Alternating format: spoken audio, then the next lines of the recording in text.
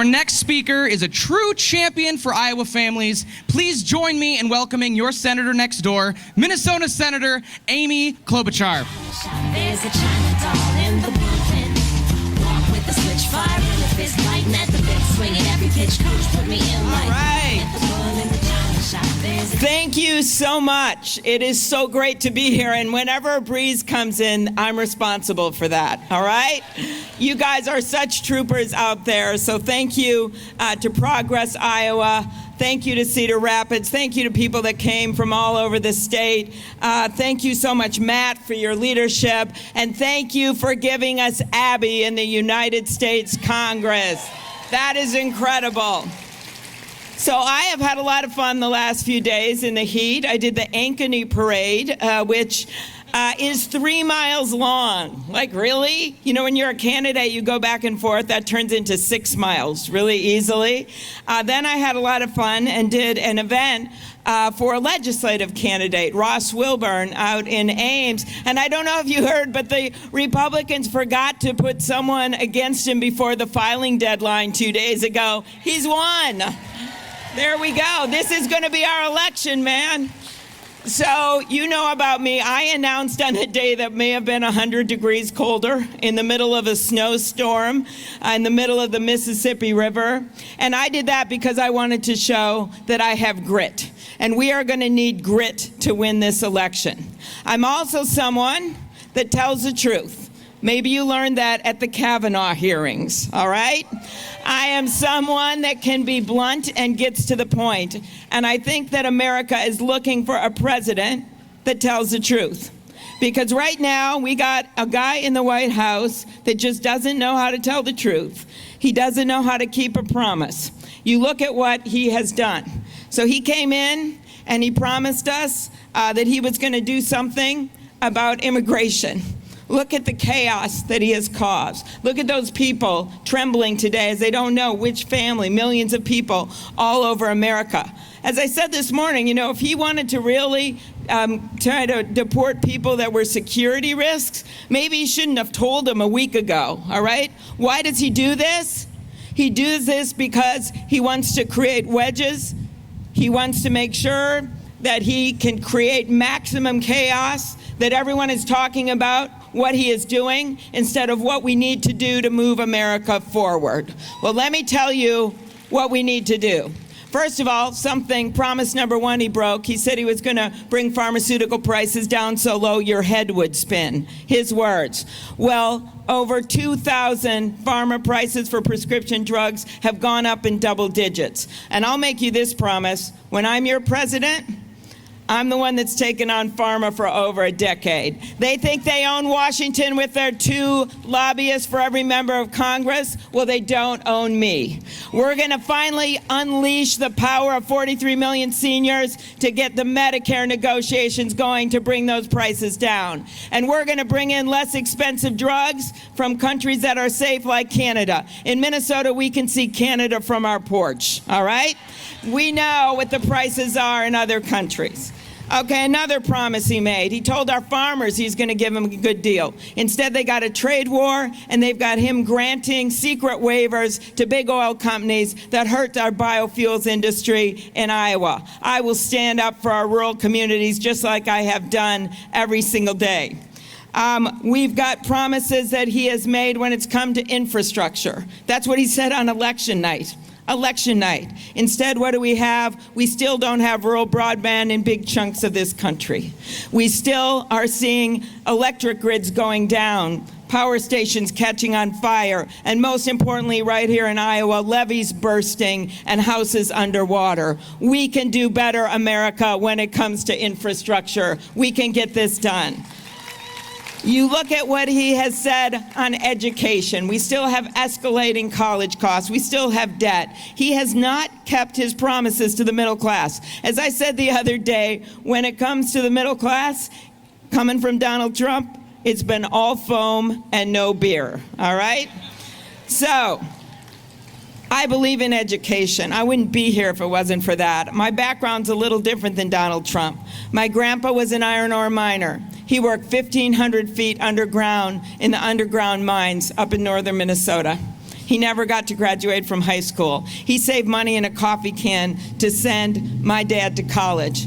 My dad, he went to a 2-year community college and then to a 4-year degree at the University of Minnesota and became a newspaper man. My mom, she grew up in Milwaukee. She wanted to be a teacher, and she moved to Minnesota because they had strong teachers' unions, right? She taught 2nd grade until she was 70 years old. And I stand before you today as a granddaughter of an iron ore miner, as a daughter of a teacher and a newspaper man, as the first woman elected to the U.S. Senate from the state of Minnesota, and a candidate for President of the United States. That is what shared dreams are about. That no matter where you come from in this country, or who you know, or who you love, or where you worship, that you can get ahead. And this guy has tried to fracture those dreams every single day. I was thinking back on 4th of July. I was thinking about when he was with Vladimir Putin the week before, and how when someone asked about meddling in our election, he made a joke with Vladimir Putin. It's not a joke. Hundreds of thousands of people have died on the battlefield, men and women fighting to protect our democracies and democracies around the world. Thousands of Iowans have died. You think of those 4 little girls in that church in Birmingham, those innocents that died in the civil rights movement, which was all about people trying to deny them their rights, deny people the right to vote. When you look at a foreign country invading our democracy, not with tanks, not with missiles, but with a cyber attack, no, Mr. President, it is not a joke. And as your president, I will stand with America, right? I will stand with our allies, and I will not coddle dictators. This is a time in our country like no other. And I leave you with 3 things about me. Number 1, I'm someone that gets things done. I have passed over 100 bills where I was the lead Democrat. Over 100 bills. And I've done it not by just trying to run up the table. I've done it by listening to my constituents and going to work and working to, in the words of Paul Wellstone, improve their lives. When you have that mission, everything else just melts away. Secondly, I'm someone that can win. I've won every race in every place, every single time. I have won all the way back to elementary school, where my slogan was all the way with Amy Kay. Okay, I've abandoned that. I've abandoned that slogan. But the point is that I've won in districts that he has won by over 20 points. And if we want to win in Iowa and change your legislature so there's a check on that governor and you can stop this diabolical scheme to privatize Medicaid, then we need someone that can win in Iowa, that can win in Michigan, that can win in Wisconsin. And if you doubt that we can win in Wisconsin, I have 4 words for you. Former Governor Scott Walker, all right? We can do this, Democrats. We can do this. Because we are on this march, right? We are on this march. And that leads me to the last thing you need to know about me. There's a lot of promises out there. Promises he's breaking, promises all over the place. You can go to see the plans we have at amyklobuchar.com. But I promise you one thing. I will run this campaign, and I will run this country with one thing, and that is integrity. Because we have a president where kids wake up in the morning and their parents don't even want to watch the president on TV. That is not the America that we want to be. So this march that we're on, Iowa, it started the day after that inauguration.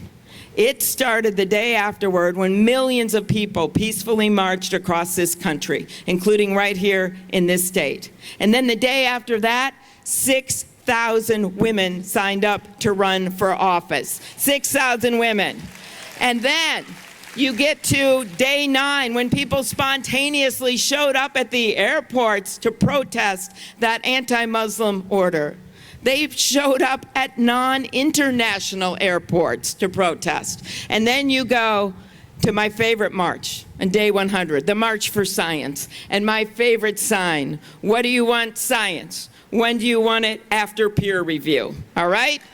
Then you go into the summer when the fighting 48 Democratic senators stood together with 3 Republicans that joined us because we stood together, right? And we fought off that Republican effort to repeal the Affordable Care Act, which would have got rid of the protections against kicking people off their insurance for pre-existing conditions. We did that. Then you go to the fall with legislative races all over this country. And what happened there? We elected this diverse group of candidates, more women. My favorite one was the legislator in New Jersey, who the day of the Women's March said, "I hope they'll be home in time to make dinner." That guy, he went down. He got defeated by an African-American woman, all right? Then you go into the spring where those students after Parkland, after that tragedy, they did not just march. They spoke. They talked to their parents. They talked to their grandparents. And they changed a nation because kids all over the country listened, and we had the highest votes of students and young people in the midterms that we have ever had in recent decades in this country. And that was the year that you gave us Cindy and Abby, and we took back the House and we turned it into the people's house. That is the march we are on. So I ask you to join me. I don't come from money, right? I don't come from money. There's a few billionaires, well, maybe one just got in this race, okay? I'm going to need you to sign up at our website at amyklobuchar.com so we can finish this march, so we can finish this job, so we can win in Iowa and we can win the nation. Thank you.